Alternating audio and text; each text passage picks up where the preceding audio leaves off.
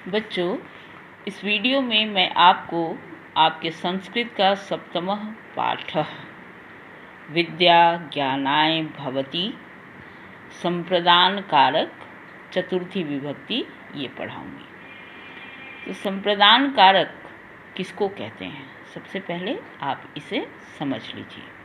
परिभाषा देखिए, जिसके लिए कर्ता कोई कार्य करता है अथवा कर्ता जिसको कुछ देता है वह संप्रदान कारक होता है।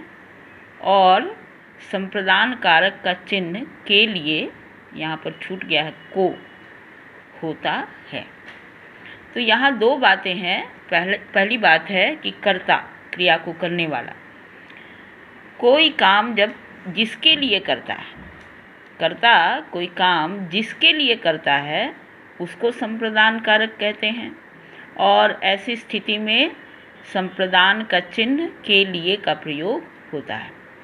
दूसरी बात संप्रदान कारक के संबंध में है कि कर्ता जिसको कुछ देता है, मतलब क्रिया को करने वाला जिसको देता है, जिसको कुछ देता है, उसमें वह भी संप्रदान कारक होता है।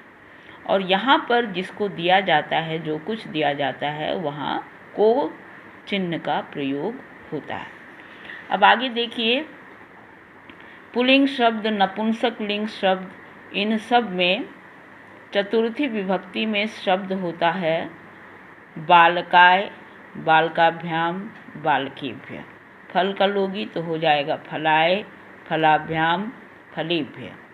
उसी तरह लता शब्द जो कि स्त्रीलिंग शब्द है, उसमें चतुर्थी में रूप होता है लताय, लताभ्याम, लताभ्य। ठीक है, अब इसको एक उदाहरण के द्वारा आप समझिए।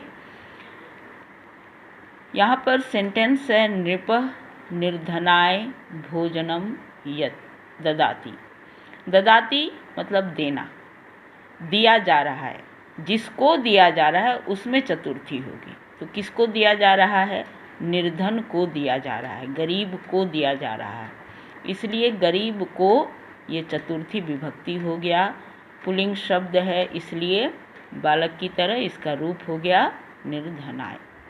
और इस वाक्य का अनुवाद हो गया नृपः राजा गरीब को भोजन देता है। उसी तरह देखिए, धनिकः निर्धनेभ्य भोजनम ददाति। यहाँ भी ददाति मतलब दिया जा रहा है। किसको दिया जा रहा है? निर्धनों को दिया जा रहा है, गरीबों को दिया जा रहा है। और शब्द रूप के हिसाब से बहुवचन वर्ड में अंत में एभ्य लगता है, तो यहाँ भी लग गया है निर्धनेभ्य। हो जाएगा इसका हिंदी अनुवाद, धनी गरीबों को या निर्धनों को भोजन देता है। अब आगे, सूर्य प्रकाशाय भवति। कर्ता जिसके लिए काम करता है, तो प्रकाश देने के लिए ये काम कर रहा है, इसलिए प्रकाशाय में चतुर्थी विभक्ति हो गया। सूर्य प्रकाश के लिए होता है। चंद्रः प्रकाशाय भवति। चांद प्रकाश के लिए होता है। आगे है विद्या ज्ञानाय भवति। विद्या ज्ञान के लिए होती है। क्रोधः नाशाय भवति। क्रोध नाश के लिए होता है।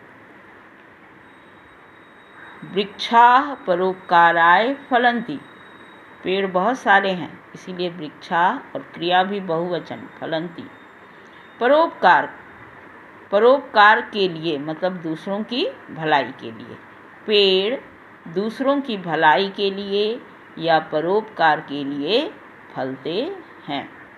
अगला वाक्य है जननी बालकाय दुग्धम ददाति। यहाँ देने की क्रिया हो रही है, इसलिए हो जाएगा माँ बालक को दूध देती है, जिसको दे रही है उसमें चतुर्थी, बालक को दूध देती है।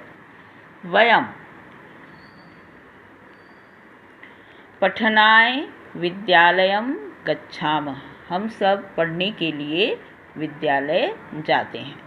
ते भ्रमणाय उद्यानम गच्छति, नहीं, ते है बहुवचन, वे घूमने के लिए उद्यान अर्थात गार्डन में, बगीचे में या बाग में जाते हैं। गणेशाय नमः, यहाँ पर फिर संस्कृत का एक नियम है, नमः, ये नमः जिसके साथ जुड़ता है, ठीक है, नमंती नहीं, ठीक है, नमंती, नमति ये सब नहीं, न ममे विसर्ग, नमः ये जिसके साथ जुड़ता है उसमें चतुर्थी विभक्ति होती है। तो किसको नमः?